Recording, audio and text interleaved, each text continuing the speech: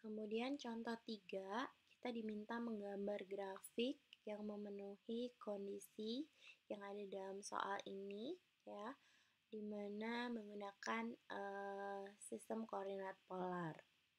Oke, jadi di sini kita menggambarkan dalam grafik 2 dimensi, ya. Sebenarnya sumbu X dan sumbu Y-nya ini bukan R dan theta, tapi tetap X dan Y-nya, ya, X dan Y.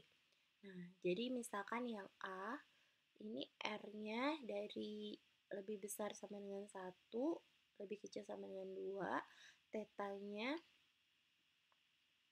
dia lebih besar sama dengan 0, lebih kecil sama dengan pi per 2. Jadi kalau kita lihat, sebenarnya dari tetanya ini, dia terlihat bahwa berada di kuadran 1, ya. Nah, ini dia berada di kuadran 1. Kemudian R-nya, ya, R ini kan apa sih? R itu kan adalah jarak dari apa? Titik pusat koordinat dengan titik tersebut, kan. Jadi R ini bisa kita gambarkan dengan persamaan lingkaran dengan jari-jari 1 dan jari-jari 2. Ya, jadi untuk yang A gambarnya seperti ini, ya. Jadi dia seperti cincin, ya, seperempat cincin karena hanya di kuadran 1 yang dibatasi oleh lingkaran dengan jari-jari 2 dan lingkaran dengan jari-jari 1. Kemudian yang B. Yang B, ya, R-nya lebih besar sama dengan min 2 sampai lebih kecil sama dengan 2, tetanya itu pi per 4. Ya, jadi kalau tetanya pi per 4, kita cukup aja gambar satu garis saja, kan. Oh, ini nih teta pi per 4 ke sini. Berarti garis kita adalah yang ini. Nah, kemudian R-nya dari min 3 sampai 2. Berarti cukup kita gambar, ya, sini min 3 sampai 2. Ya, min 3 karena harusnya dia berlawanan arah dengan yang sebenarnya. Kemudian yang C, ya, R-nya bebas, no restriction on R, tapi tetanya dari 2 pi per 3 sampai 5 pi per 6, ya. Jadi kalau tetanya 2 pi per 3, ini kan 2 pi per 3, ya. R-nya bebas, berarti kita gambar aja sepanjang itu, ya. Kemudian tetanya 5 pi per 6, ya, ini adalah garisnya. Nah, jadi theta itu berada dari 2 pi per 3 sampai 5 pi per 6. Jadi yang diarsir adalah yang ini.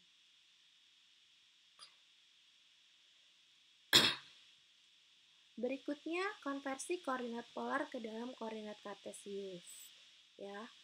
Jadi kita menggunakan rumus sebagai berikut, ya.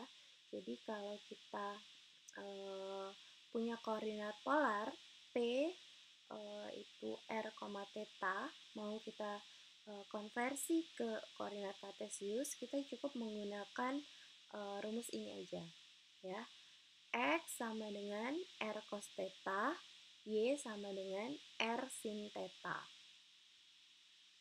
Ya.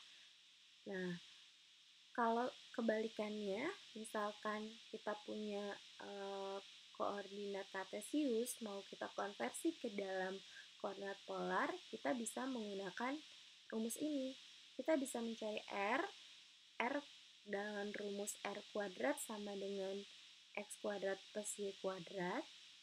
Kemudian kita bisa menghitung theta, ya. Jadi dengan tangan theta sama dengan Y per X, ya. Dengan syarat X-nya tidak boleh sama dengan 0.